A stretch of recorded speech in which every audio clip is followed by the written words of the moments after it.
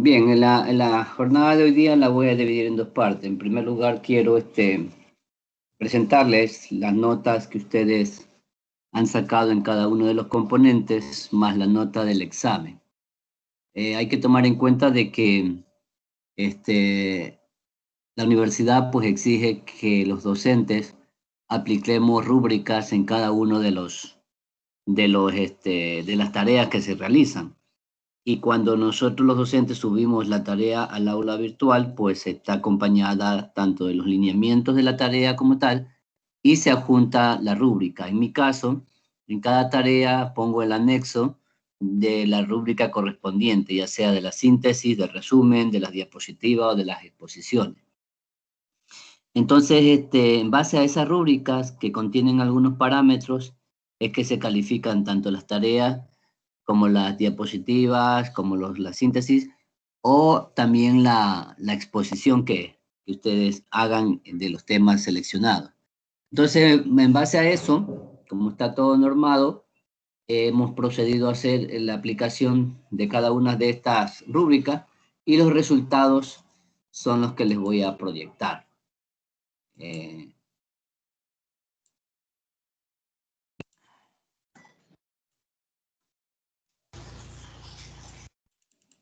Ahí está, tenemos el tema 2, que fue sobre la epistemología y la economía.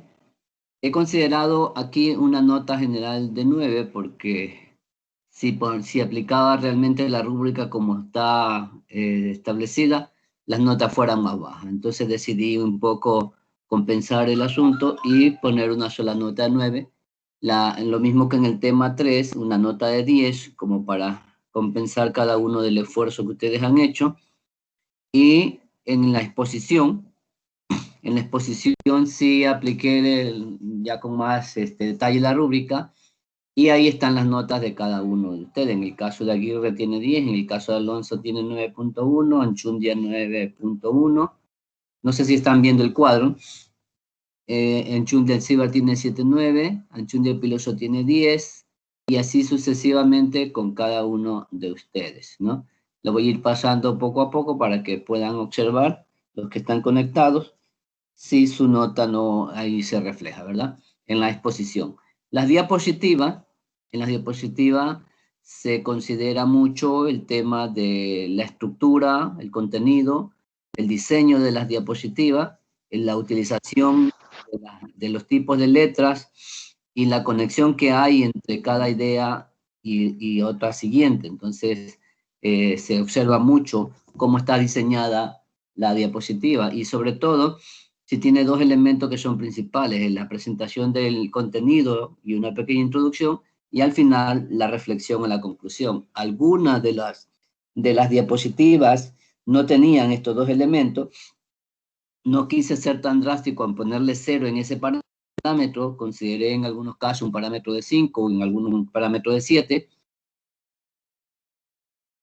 pero un poco para que puedan ir mejorando en las siguientes presentaciones. Pues yo lo que deseo es que ustedes lean bien los casilleros de cada uno de los parámetros de la rúbrica, porque parece que algunos no lo han leído y por lo tanto no pusieron lo que allí se solicita. Si se hubiesen detenido un poco a leer, pues hubiesen hecho lo que allí se pide y tuvieran una mejor calificación. Pero en general, las notas van de un 7 para arriba. Son pocos los que tienen 7, el 7.8, 7, 9, 9.5, 6.5, 8.8, 9.7, 10, 10. Miren que hay 10, hay 9, hay 9 y pico, etcétera, etcétera, ¿no? Y la nota del examen, que se hace un promedio entre estos dos, la exposición y las diapositivas, y sale la nota del examen. Entonces, la nota del examen también está desarrollada allí. En el aula virtual, lo que he procedido es a subir estos primeros 4 componentes, y la nota del examen todavía no se puede subir porque el sistema no está habilitado para ello.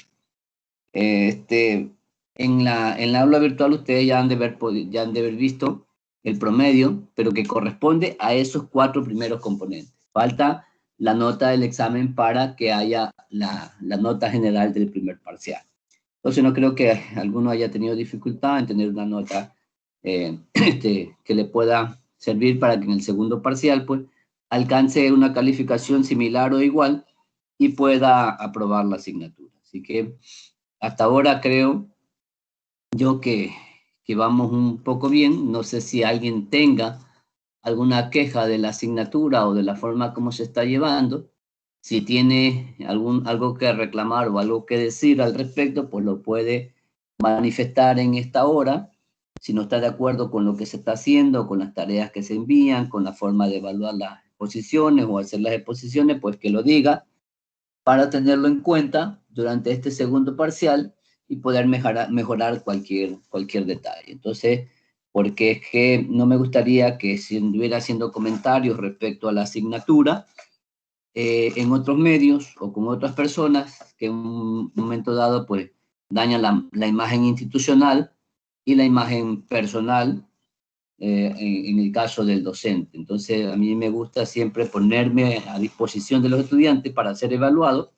Si no estoy sirviendo para esta asignatura, pues lo pueden decir y tranquilamente se habla con el decano para ver qué solución se puede llevar a cabo. En todo caso, yo he tratado de no ser tan gravoso con las tareas, ni ser tan exigente en la cuestión de la asistencia a clase o de los contenidos que estamos desarrollando. Aquí hay tres compañeros que no tienen ninguna nota, no sé si es que realmente no están asistiendo a la asignatura, pero no aparecen por ningún lado con ninguna de las tareas. Así que si alguien tiene, por favor, algún comentario.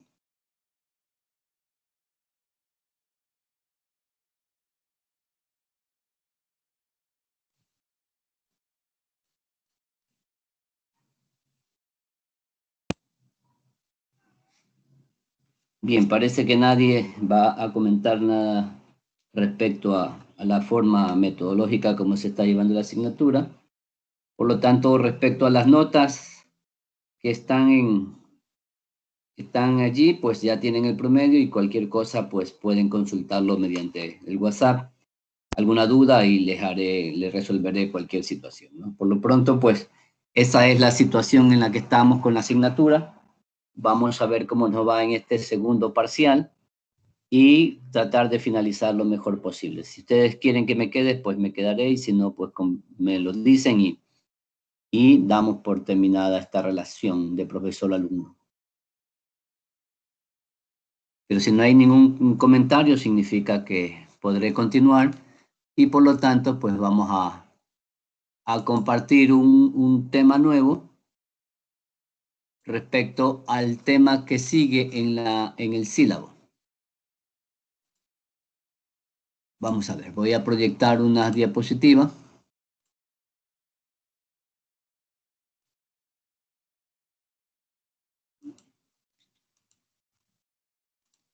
A ver.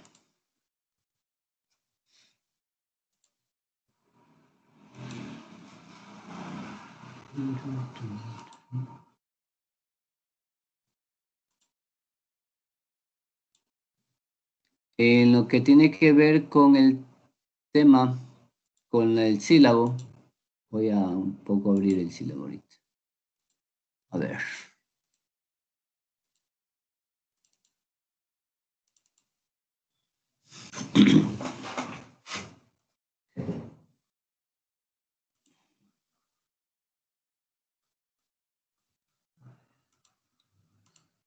Ahí está en pantalla el sílabo.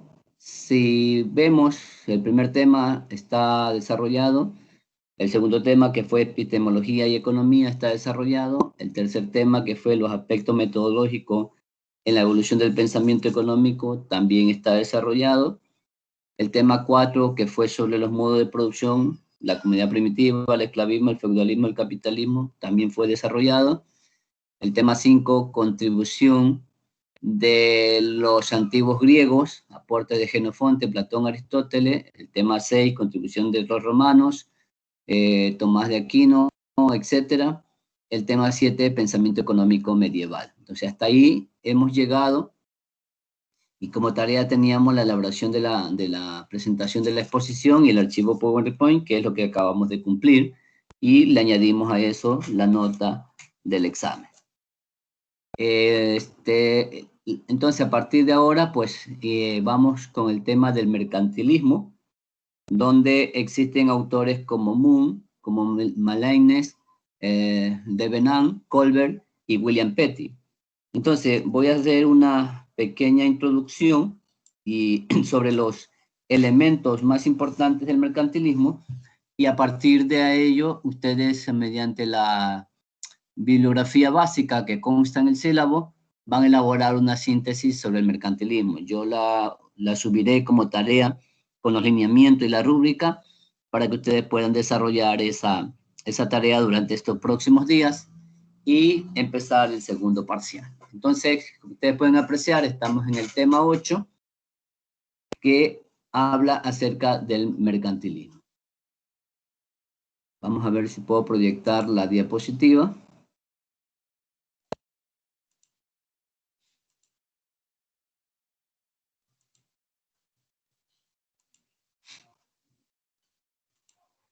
A ver.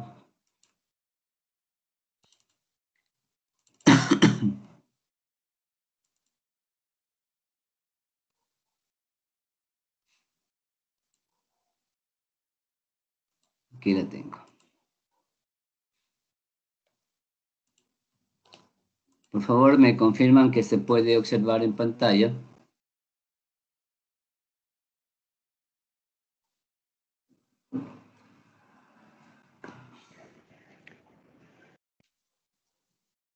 ¿Se observa? Sí, profe. Sí, Listo. profesor. Bien, ya estamos en la tercera parte o forma de estudiar la epistemología de la economía. Vuelvo a recordar que la primera es los métodos o la parte metodológica de la economía.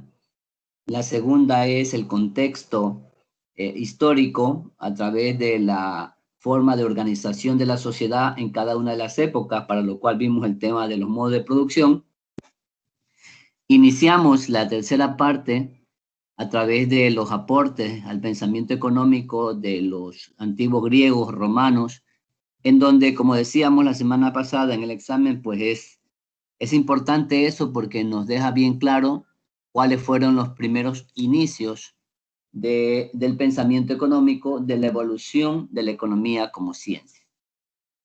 Dada la circunstancia de hace muchos siglos, pues el mundo empezó a cambiar, y de una época de esclavismo, donde no había libertad para muchos seres humanos, pasamos a una época del feudalismo, donde también había una organización muy distinta.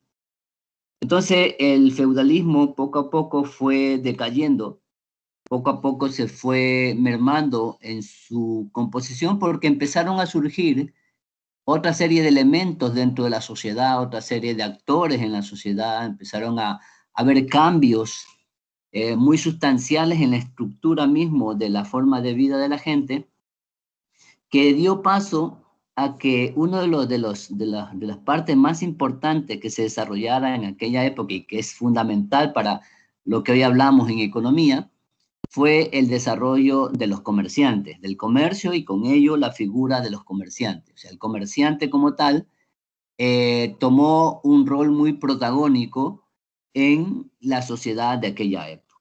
Entonces surge un nuevo espacio de tiempo llamado mercantilismo, ¿no es cierto? Entonces, el mercantilismo generalmente se lo identifica como el desarrollo de modernos nacionalismos a lo largo del siglo XVI, que desvió la atención de los pensadores de la época hacia cómo incrementar la riqueza y el poder de los estados nacionales. Si hemos revisado un poco de que la economía en aquel entonces fue generando clases sociales, ¿verdad? Entonces esas clases sociales que se iban apoderando de los medios de producción empezaron a acumular riqueza. Y desde entonces, pues la sociedad ha visto cómo hay hombres que al tener dinero, al tener posesiones, al tener patrimonio, lo que buscan es incrementar ese patrimonio. Es decir, el rico quiere volverse más rico y para ello arriesga su capital, arriesga todo su tiempo y establece una serie de condiciones que marcan la pauta para que la sociedad se desarrolle.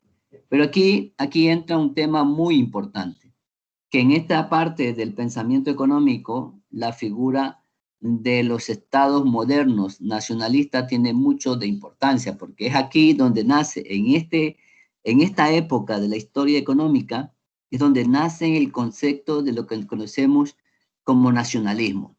Es decir, ahora, en los actuales momentos, el nacionalismo se lo identifica con aquella figura de la soberanía nacional, del consumo a lo nuestro. Es decir, sigue existiendo esta palabra nacionalista porque hay ciertas tendencias del pensamiento económico actual que quieren conducir a la sociedad a ser una sociedad de crecimiento hacia adentro, o sea, que consuma lo que se produce, que esté un poco aislada del contexto internacional, y a eso se le llama nacionalista, es decir, defender lo nuestro. Tiene sus puntos positivos, indudablemente que sí, pero al mismo tiempo tiene también unos puntos negativos en virtud de cómo se está desarrollando la sociedad a nivel mundial. Entonces, pero que quede claro que este término del nacionalismo surge a partir del Estado mercantilista. En aquel entonces, la política económica que imperaba en aquella época, el mercantilismo fomentaba el autoabastecimiento de las naciones. Esta doctrina imperó en Inglaterra y en el resto de Europa, por eso se habla del mercantilismo a nivel de Gran Bretaña o de Inglaterra, a nivel de España, a nivel de Francia, etc. En Europa occidental desde el siglo XVI hasta el siglo XVIII, es decir, duró bastantitos años la aplicación de esta forma de cómo se conducía la economía. Y aquí hay un punto importantísimo de este pensamiento que es clave. O sea, todo estudiante de economía, cuando le preguntan sobre el mercantilismo, lo primero que recuerda es que ellos consideraban que la riqueza de una nación dependía de la cantidad de oro y de plata que tuviese, es decir, de la acumulación de metales preciosos. Si un país tenía oro y tenía plata, era un país rico.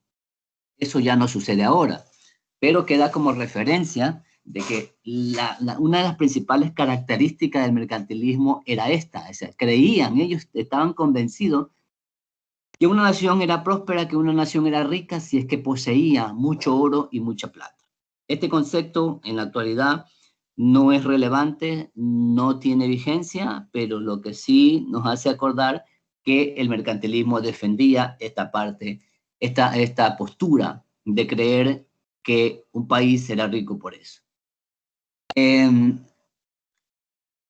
Aparte de las minas de oro y plata descubiertas por España en el continente americano, una nación solo podía aumentar su reserva de estos metales preciosos vendiendo más productos a otros países de los que compraba.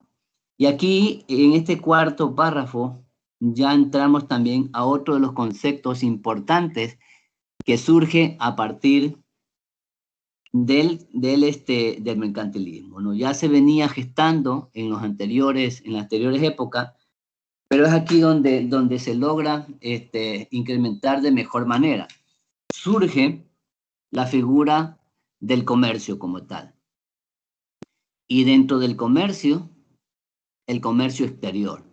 Es decir, los mercantilistas hablan de que un país debe de exportar más, de vender más, a lo cual se llama exportaciones, y de comprar menos, a lo cual se llama importaciones. Entonces, el saldo de esta relación comercial desde el punto de vista del mercantilismo tenía que ser favorable a la nación, es decir, que no hubiera déficit comercial. ¿Qué significa el déficit comercial?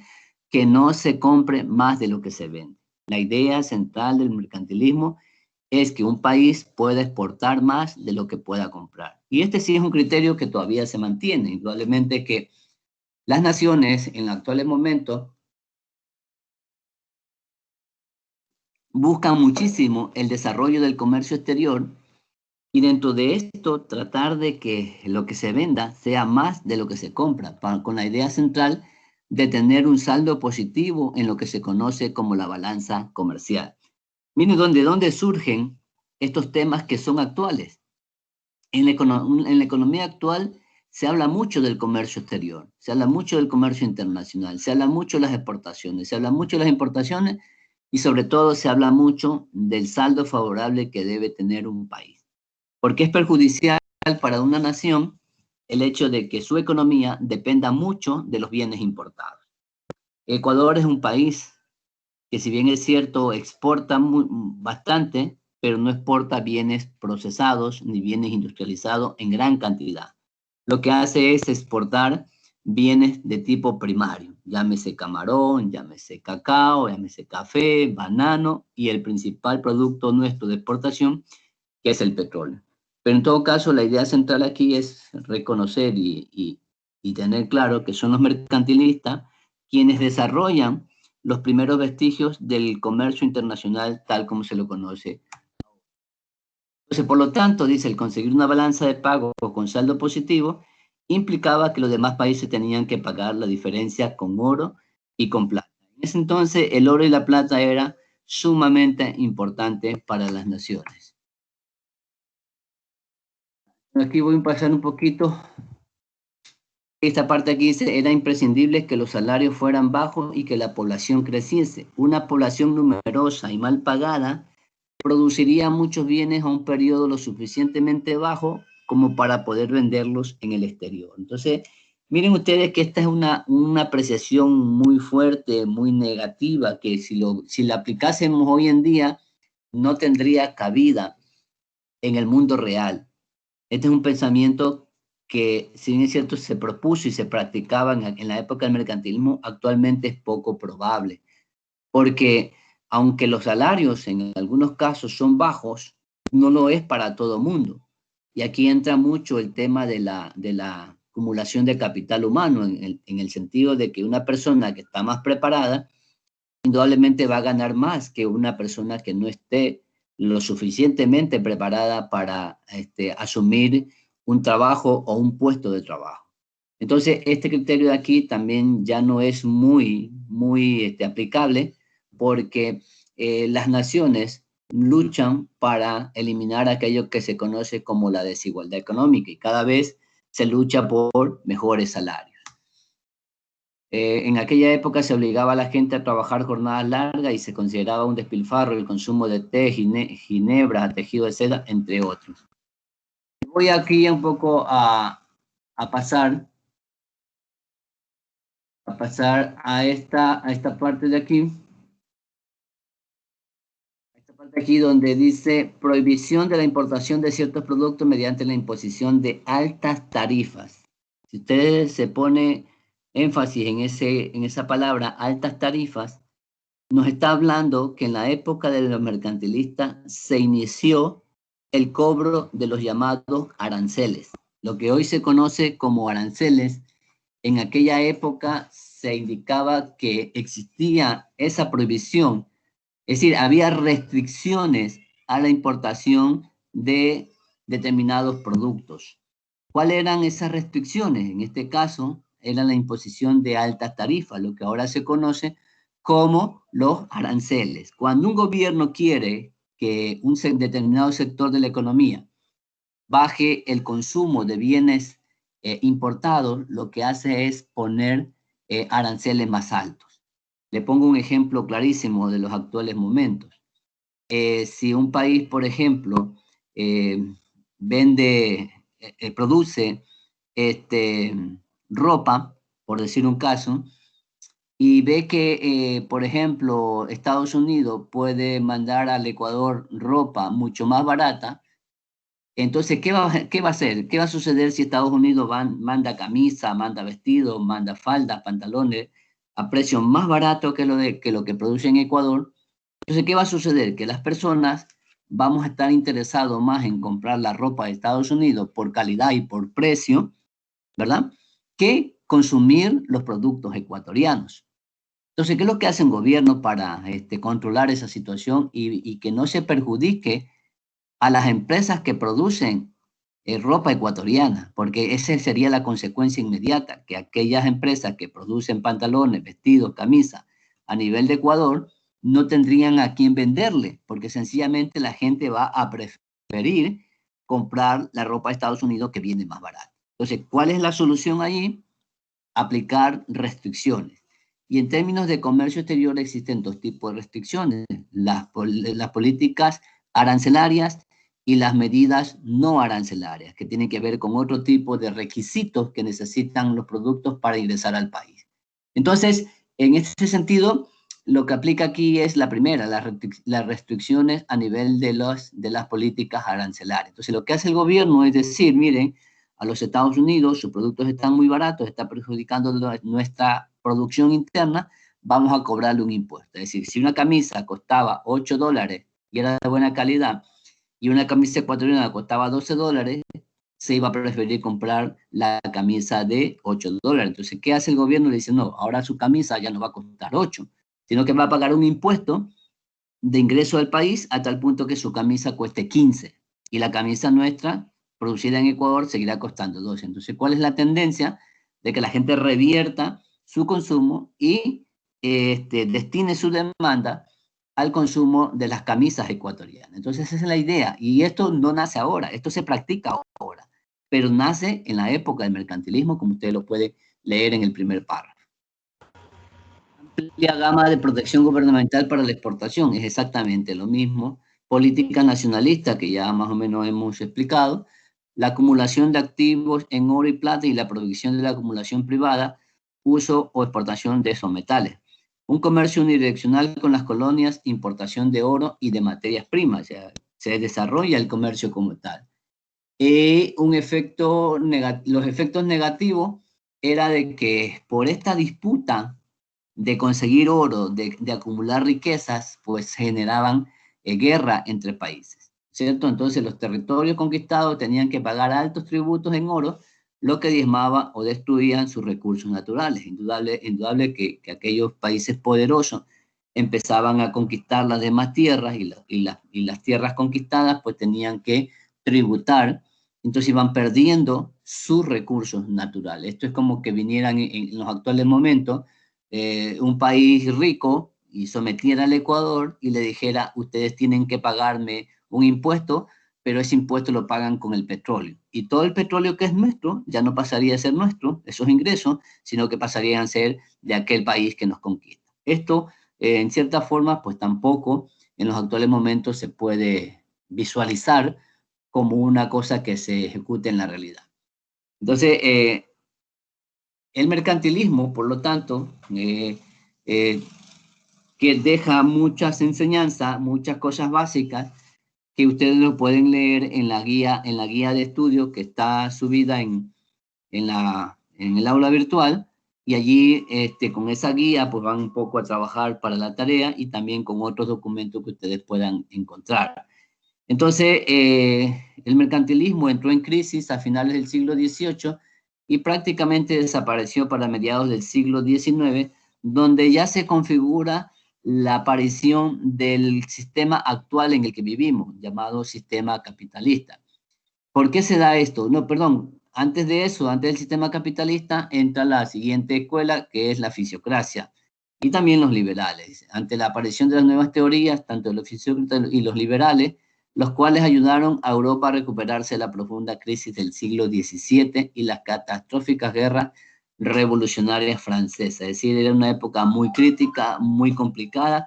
Con esto nos damos cuenta, jóvenes, de que la humanidad toda la vida ha estado sometida a una serie de circunstancias negativas de orden natural, algunas generadas por el ser humano como las guerras, otras generadas al interior de las situaciones que pasan o de los grupos de poder, de los grandes inversionistas.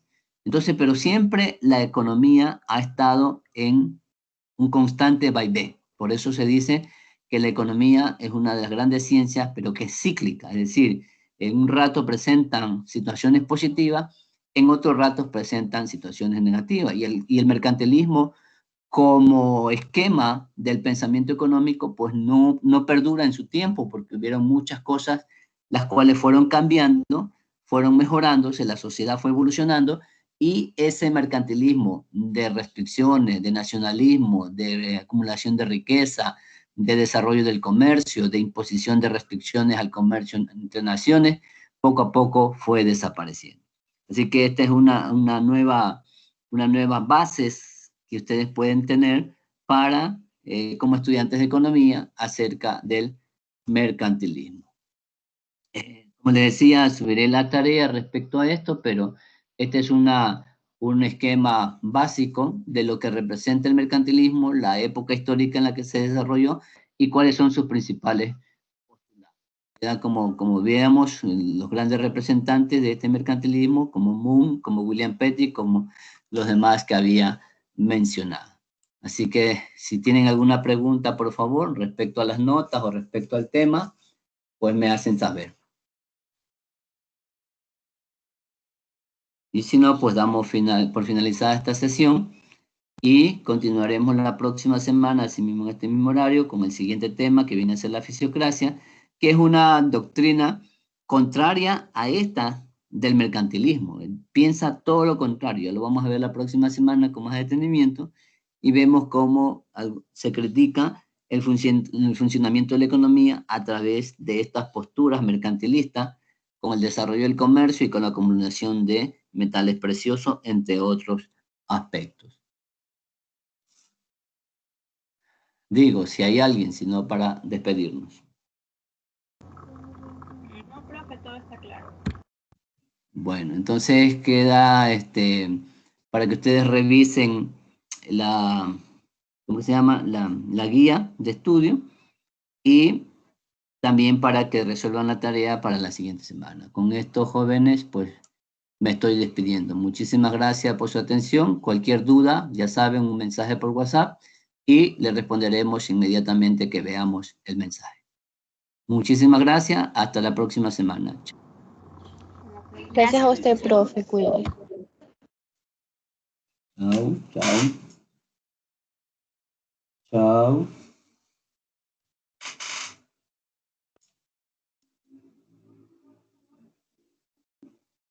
Chao, chao, chao, chao, chao. Ya está.